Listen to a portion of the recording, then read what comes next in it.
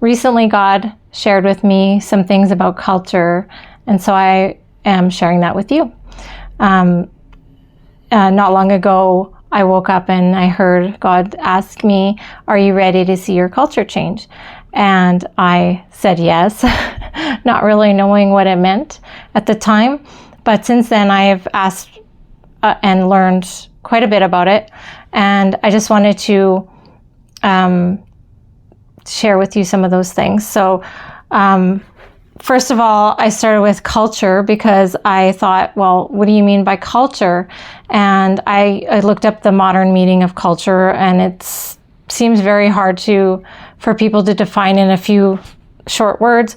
Basically, it's like everything in a society that, the characteristics and knowledge of a particular group of people. It's language, it's religion, it goes from the clothes they wear, why they wear them, how they wear them, it's music, it's art, it's all these things. And all these things get learned from a very young age, from a child, by socialization.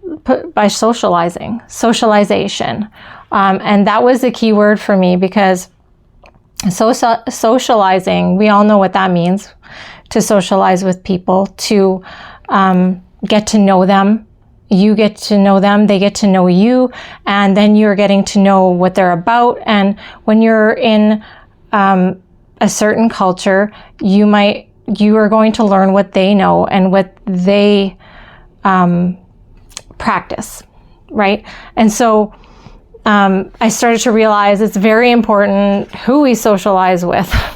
And so I thought, okay, well, if God wants to change my culture, then it became clear to me that he wants to socialize with me. He wants to be the one that's influencing my culture. And so I looked up also the word culture, the etymology of it, because it helps me to understand where the word came from. What does it actually mean? And sometimes it can give us clues when we look in the Bible and we see words, because God speaks a lot in symbolism. And so here I looked up the word a culture, and it comes from a Latin cultura, meaning cultivation or tending, or derived also from the Latin verb colere, meaning to tend, guard, cultivate, worship even. And so it says, reflecting the original meaning of caring for the land, akin to agriculture or farming. And so this was interesting to me because that Jesus talked a lot about, in parables about farmer going, sowing seed, and the word being sown in your heart, like soil, right? And he talked about the quality of the soil. In Mark 4, he talks about that, and like being stony ground, etc. And depending on where the seed is sown, right? Is it on good soil? Is it on bad soil? And so we start to see that the quality of the soil is important. But now God is telling us that, are you ready to see your culture change? He's wanting to change your culture. And so how can we see our culture change? Well, if culture is learned through socialization, then and he's going to do it, then he's going to socialize with us. This is the way I'm seeing it. And so he wants to cultivate in us his culture, which is actually goes along with the modern meaning of culture in a way, because he says that his ways are not our ways and his thoughts are not our thoughts. They are above. And so what is he culturing us with then? What is the point of the socialization? It's to get his thoughts and to learn his ways. And so this is very interesting also. I had looked up another shorter definition of culture, and it was this: a complex shared system of meaning and practice within a group. That is very interesting to me, because this is showing that we get our meaning. We get meaning from socialization, from our culture. And so this becomes very important, because what God is really saying here is that he wants to give you meaning. And, he's comparing it to, it's really cool how he compares it to the spiritual things inside to the outward things, to get us to understand. And so I think this is what he is doing with me here, and it's also for you, so that you can understand that he is, if you are socializing with God, if you are listening to him, you are receiving his culture, you are receiving, you're socializing with him, you are hearing his ways, and you're just exposing yourself to that.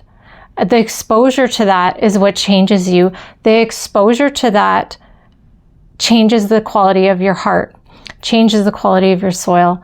He's like a farmer, right? In this way, he's cultivating you. And so this was beautiful to me, because it made me realize even more that it's not something, these aren't things I need to do. When he talks in Mark 4 about the quality of the soil, it sounds like at first, when you just read it without the understanding of the Spirit, you want to say, oh my goodness, well, the first question is, how do I get my heart to be good soil, right? And it's interesting how we always go to that performance as people, as humans, we go to that. But when we start realizing that we're not human, we're spirit, and God is spirit. And so if we are born of God, then we are born of the Spirit, and we can understand these things that he is actually saying, and he wants to tell us them. And so he wants to cultivate your soil. He's going to do it for you. You just need to expose yourself. And this is good news to me, because you just need to literally spend time socializing with God. Let yourself hear him. And so to do this, I know that Jesus says often, and it's said in Revelation even, to have ears to hear what the Spirit is saying to you.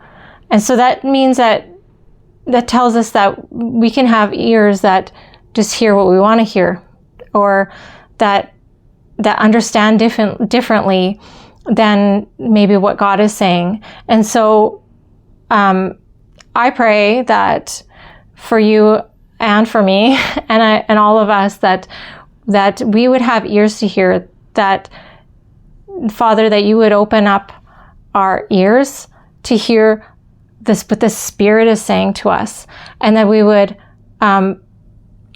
leave behind what we learned in our culture so far, what we've been cultured in so far to believe and to take as, our ways and our thoughts. And I pray that you would change those things and cultivate our heart into being able to hear your thoughts and walk in your ways of truth. So if God is wanting to cultivate and develop his ways and his thoughts in you, then what is he actually trying to grow? Well, we know that culture causes our beliefs to change into whatever we're socialized with. The people that we're around, the thoughts that they have become our thoughts. The ways they see things become the way we see things. So what we're actually getting from them is conscience. And so this is why it's very important to know who we're being socialized by, because that is where we develop our conscience. And that is what I want to talk about next.